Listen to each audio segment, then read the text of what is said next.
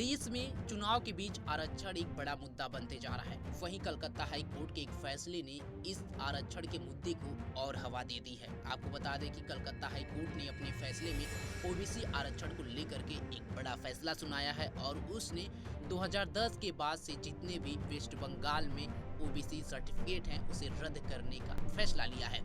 इसके बाद से ममता बनर्जी का बयान भी सामने आया है और उन्होंने हाई कोर्ट के इस फैसले को सिरे से नकारा है और कहा है कि कोर्ट के फैसले को वो नहीं मानेंगी।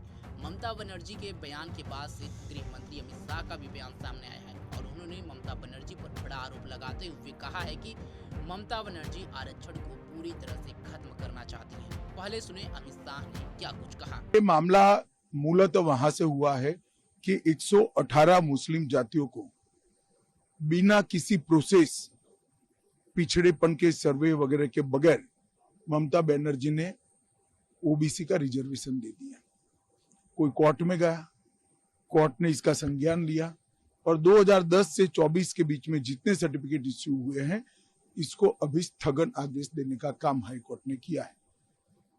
ममता बनर्जी पिछड़े वर्ग के रिजर्वेशन के ऊपर अपने वोट बैंक के लिए डाका डालकर वो रिजर्वेशन मुस्लिम जातियों को देना चाहती है। मैं हाईकोर्ट के फैसले का स्वागत करता हूं। ममता जी ने कहा हम हाईकोर्ट के फैसले को नहीं मानते।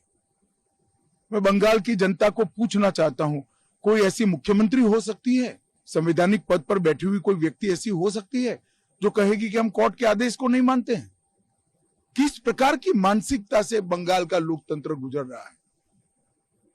मैं इसकी घोर निंदा करता हूं और हाईकोर्ट के फैसले का स्वागत करता हूं और हमें सुनिश्चित करेंगे कि हाईकोर्ट के फैसले का अमल हो और जिनका अधिकार है, जो पिछड़े लोग हैं, पिछड़ा वर्ग के लोग हैं, उनको अपना अधिकार मिले, न कि एपीसमेंट की पॉलिसी और वोट बैंक की पॉलिसी के कारण जो पिछड़े नहीं है उनको रिजर्वेशन का फायदा मिले। ये पूरा इंडिया अलायंस, कांग्रेस तेलंगाना और कर्नाटक में ओबीसी के रिजर्वेशन पर डाका डाला, अब ममता बनर्जी ने ओबीसी के रिजर्वेशन पर डाका डाला।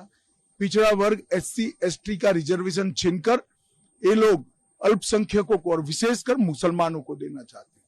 भारतीय जनता पार्टी इसका सख्त विरोध करती है क्योंकि धर्म के आधार पर संविधान कोई परमिशन नहीं देता किसी भी धर्म के आधार पर आरक्षण की, रिजर्वेशन की।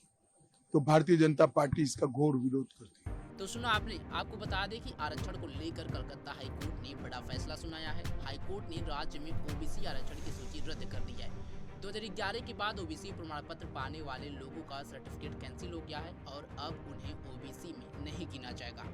हाई कोर्ट का ये फैसला आने के बाद पूरे राज्य में अफरा तफरी मच गई है। कई लोगों में टेंशन का माहौल है, खासकर नौकरी पेशे वाले लोग इस फैसले को लेकर काफी परेशान हैं। वहीं आपको बता दें कि ममता बनर्जी ने कोर्ट के इस फैसले को सिरे से नकार दिया है, लेकिन चुनावी माहौल के बीच अभी बड़ा मुद्दा बनने वाला है क्योंकि जिस तरह से बीते दिन प्रधानमंत्री मोदी हो या बीजेपी के तमाम बड़े नेता हो मुस्लिम आरक्षण को लेकर के सीधा कांग्रेस पर आरोप लगा रहे थे कि अगर कांग्रेस सत्ता में आती है तो ओबीसी का आरक्षण छीन करके मुस्लिमों को दे देगी।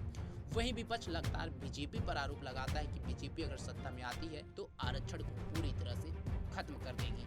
वहीं अब ये तो तय है, उच्च न्यायालय के इस फैसले के बाद अब राजनीति वार पलटवार जरूर होगा, लेकिन कोर्ट के इस फैसले ने कई लोगों की नींद को हराम जरूर कर दिया है। इस पूरे मामले पर आपकी क्या राय है कमेंट बॉक्स में जरूर बताएं। तमाम खबरों के लिए जुड़े रहे हमारे साथ और देखते रहे पंजाबकेसरी.com। धन्यवाद।